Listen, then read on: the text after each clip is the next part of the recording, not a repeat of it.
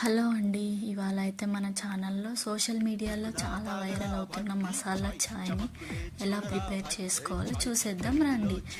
1 inch అల్లం, 2 లవంగాలు, 1 ఇలాచి, 1 దాల్చిన చెక్క తీసుకొని కచ్చా పచ్చాగా దంచి పక్కన పెట్టుకోండి.